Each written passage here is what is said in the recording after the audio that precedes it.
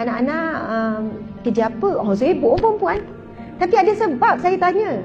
Lepas tu kata, Alhamdulillah Ustazah, 3 orang semua doktor. Saya kata, oh 3 orang doktor. Bukan nak kata doktor mesti hebat. Bukan kerja lain tak hebat. Tapi fikiran kita. 3 orang doktor dan dia suami isteri bukan doktor. Lepas tu saya tanya, macam mana puan didik anak? Lepas tu dia malu nak cakap. Dia kata, Ustazah, saya tak layak, saya banyak berjadi Ustazah. Saya kata, saya ni anak yang sulung baru tingkatan 3.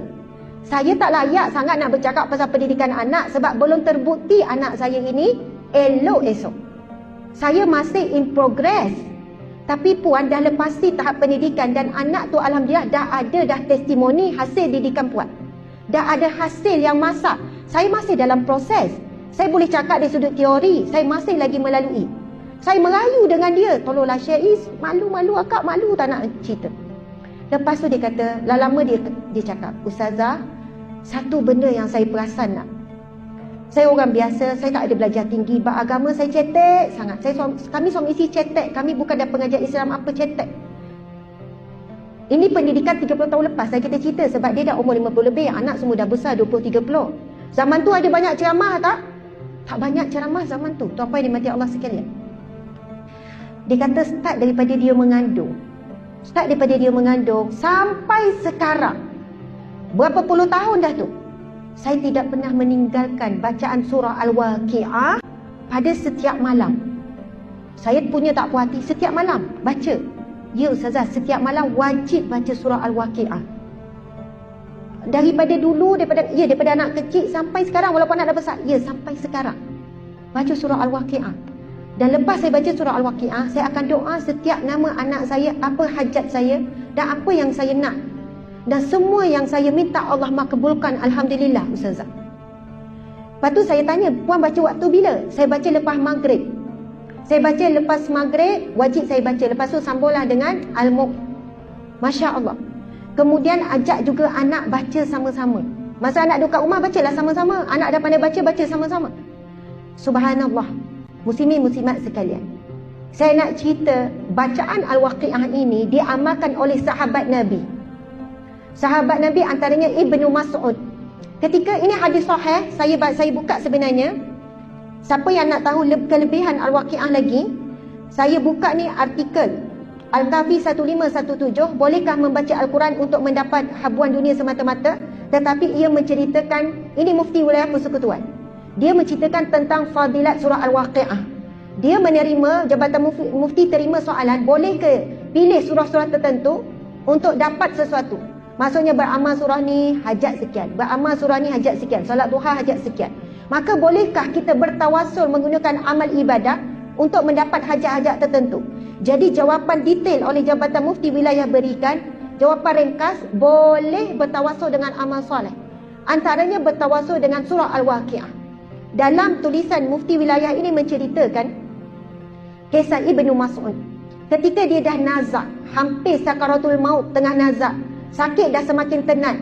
Lalu datang Saidina Uthman bin Affan bertanya kepada Ibnu Mas'ud, wahai Ibnu Mas'ud, adakah kamu dah menyediakan, kamu ada tinggalkan sesuatu kepada anak-anak kamu?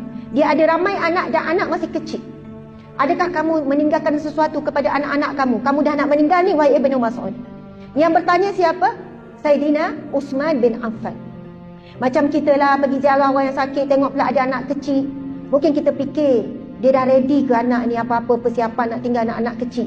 Kita bukan tanya apa, tanya sebagai prihatin. Lalu apa jawapan Ibnu Mas'ud? Ibnu Mas'ud menjawab, aku tidak bimbang tentang perihal anak-anakku. Aku telah tinggalkan kepada mereka membaca surah Al-Waqi'ah pada setiap malam. Kerana Nabi SAW bersabda, barang siapa yang membaca Al-Waqi'ah pada setiap malam, dia tidak akan, dirinya dan ahli keluarganya, keturunannya tidak akan terkena kepapaan. Maksudnya tak akan papa, tak akan miskin, akan dijaga oleh Allah. Sebab itu surah Al-Waqi'ah digelar sebagai surah kekayaan. Tuan-puan yang dirahmati Allah sekalian. Dan surah Al-Waqi'ah bukan sekadar itu. Dia lebih daripada itu, bukan untuk harta saja. Penjagaan, subhanallah, Al-Waqi'ah. Ia berkenaan dengan apa kalau baca surah Al-Waqi'ah? Bab hari kiamat, betul tak? Berkenaan hari pembalasan. Rupanya surah Al-Waqi'ah mendidik kita tidak mencintai dunia. Dan orang yang tidak mencintai dunia, mesti dia orang yang paling kaya. Sebab apa? Allah beri dia tak cintakan dunia. Allah beri dia rasa cukup, itu yang paling mahal. Surah Al-Waqi'ah yang mengatakan bila baca tak ditimpa miskin, maka merupakan hadis yang sahih. Ya, memang betul. Ini kelebihan surah Al-Waqi'ah. Sebab tu kaya miskin ni daripada Allah. Nampak? Allah nak beri kita kaya, kayalah kita. Walaupun jahat. Nampak? Tengok hak jahat-jahat anu, Amerika, Britain, Perancis. Nak? Jepun. Nak? Bapa jahat? Sembah berhala, tak beriman dengan Allah, berzina, minum arak, dadah dan sebagainya. Nak? Tapi Tuhan beri kaya. Kaya.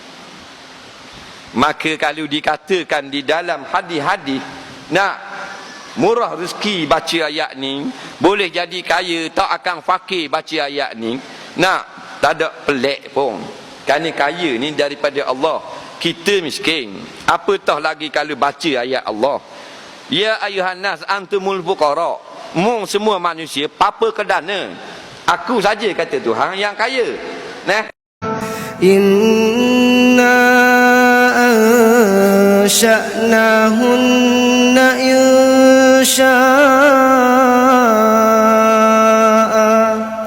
faj'alnahunna abkara uruban atraban li ashabil yamin.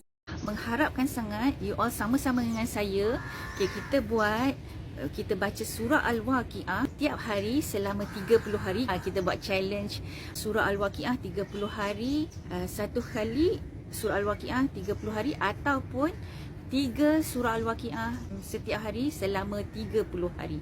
So tak kisahlah you all nak pilih 1 kali sehari ataupun 3 kali sehari, it doesn't matter, terserah pada you all semua, ikut masa you all. Tapi selepas you all baca surah Al-Waqi'ah tu, mesti mendoakan yang spesifik.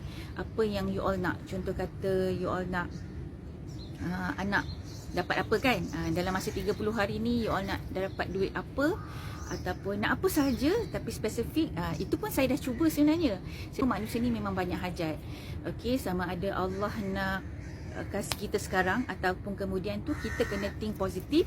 Dan juga semua kita kena serahkan semuanya, kehidupan kita, diri kita semuanya kepada Allah Subhanahu Wa Taala.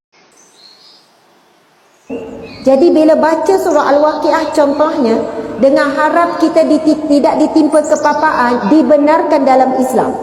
Tapi mesti niat yang paling utama, baca mengharap pahala daripada Allah. Kemudian niat supaya kita tidak jatuh miskin.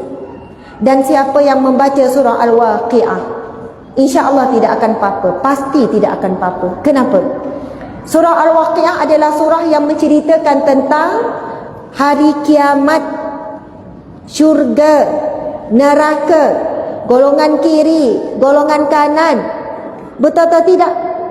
Cerita tentang mahsyar. Siapa yang baca surah Al-Waqi'ah dengan terjemahan, kalaupun hidup dia susah, dia tak rasa susah. Kalaupun hidup dia tidak cukup, dia rasa cukup. Kerana surah Al-Waqi'ah itu memberi gambaran tidak ada yang lebih baik melainkan indahnya syurga